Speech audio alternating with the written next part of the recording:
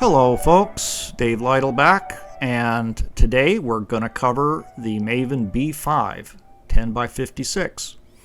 This is a binocular that I've been waiting to have in my possession, hopefully to keep. It's about 3 years now since my Christmas vacation with the folks in Alabama when I first found out about Maven. I'm not going to launch into a history about Maven and everything that they offer.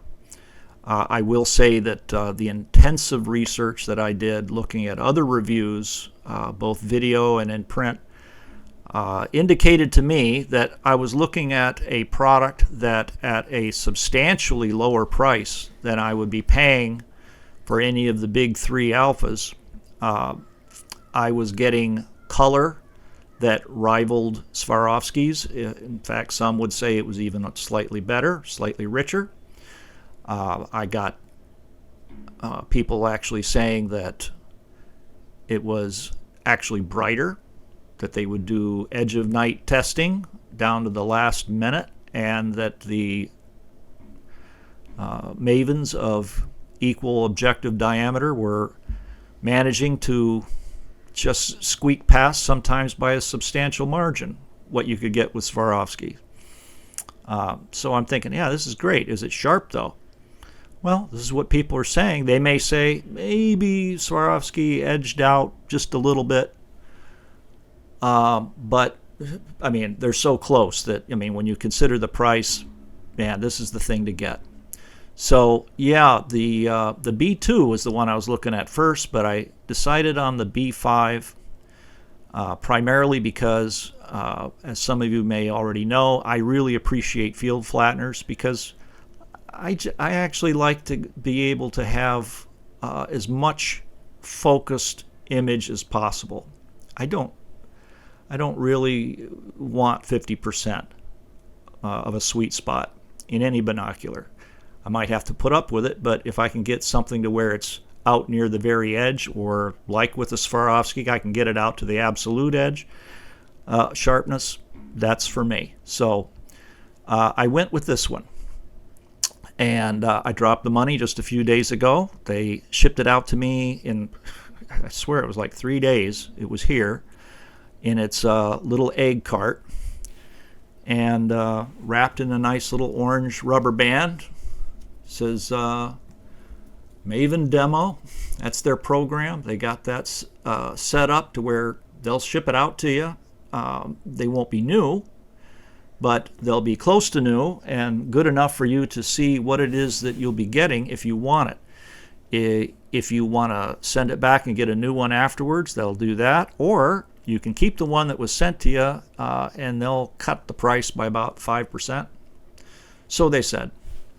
So I went, yeah, let's do that. I get my egg cart. And I get my little instruction manual, like you care. And I get catalogs and lens cleaning cloths and a nice little sticker to put on my truck if I had one. And there's another one for my minivan. Anyway, yeah, this is all going back, and I'll tell you why. Yes, the color is fabulous. And the brightness with the Abbey Koenig prisms and the 56mm lens and the particular anti-reflective coatings that they use, it's excellent. It's extremely bright, very, very bright. But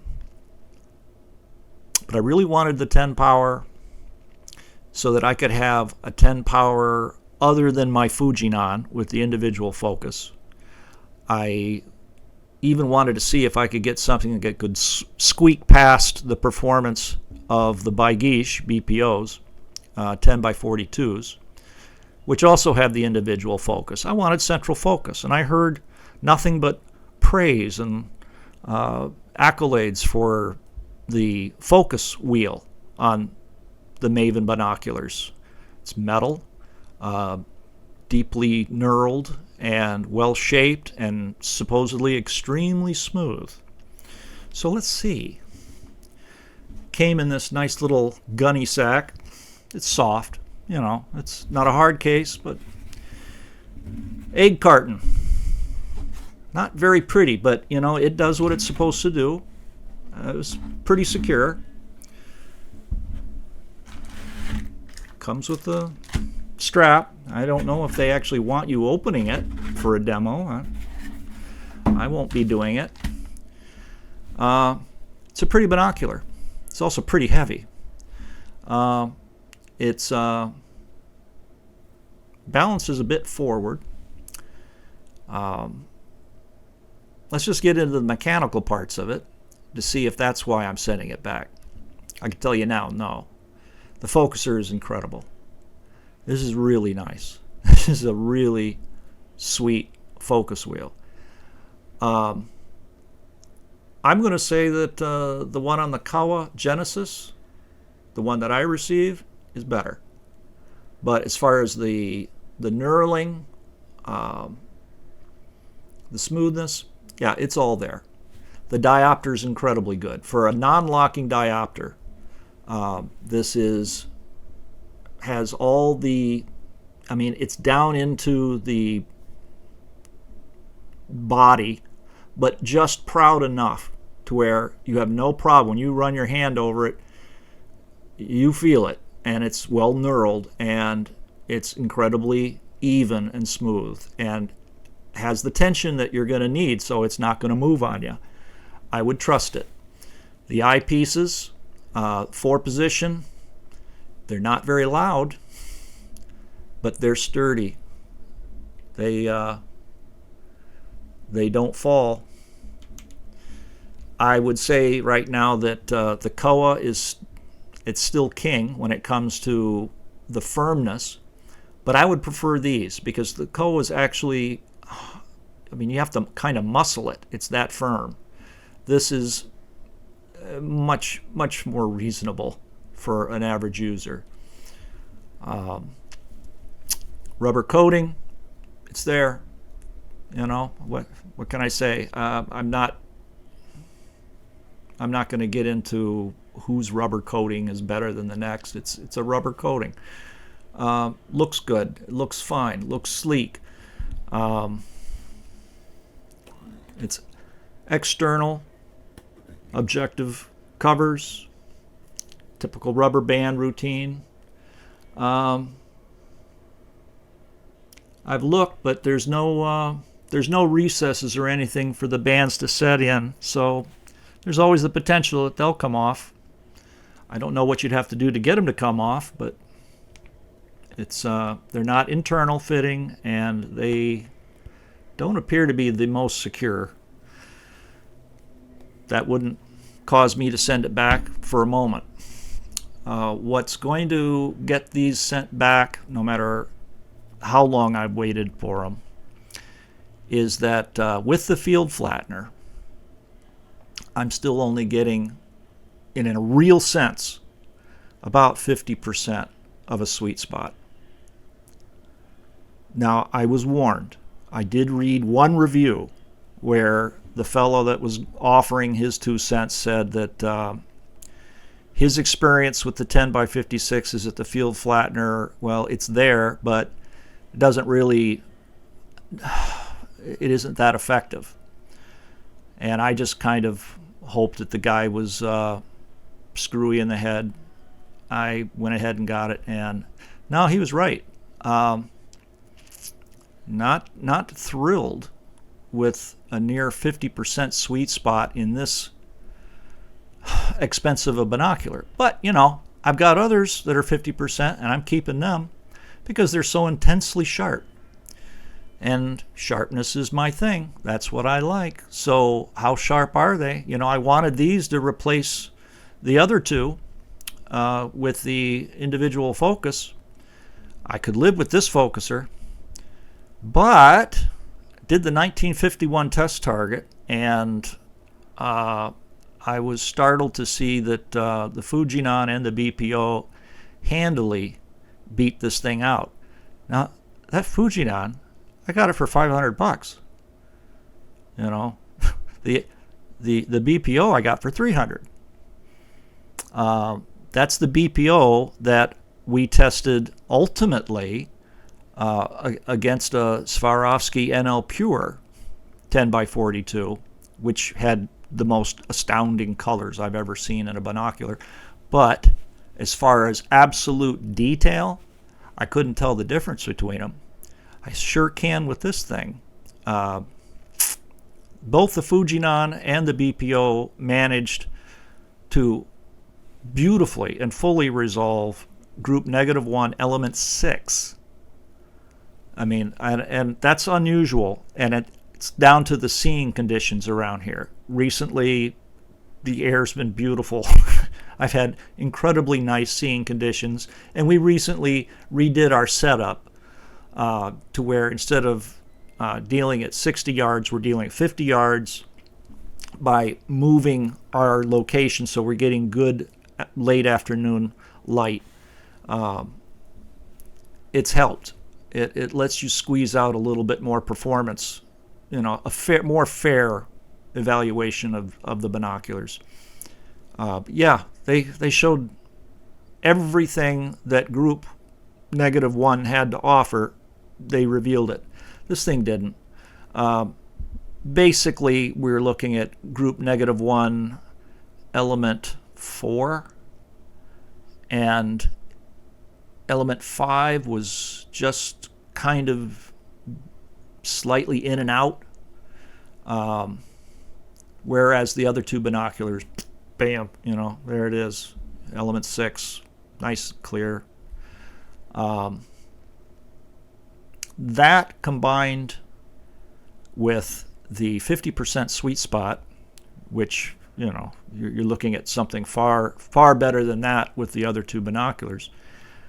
The price and the fact that there was something about the image, the way it was presented to my eyes. This is me, but to my eyes, even with the field flat, it wasn't a flat image, and it had a, I'm not going to say distorted, it just wasn't at all the image that I would have expected from something of this supposed class. Just out of curiosity, I didn't bring it down at first, but I just had to know. So I went back and got the Athlon, the Cronus, which is a lot lighter, smaller, handier, and I put it up against this thing, and you know what? Yeah, this thing beats it, because the Athlon, the best it was doing under the better lighting conditions was group -1 element 3, where this was doing 4. So yeah, it beat it by an element. But the thing is, the Athlon Cronus, the field flattener in that thing actually works. Basically, almost right out to the very edge, everything was in focus.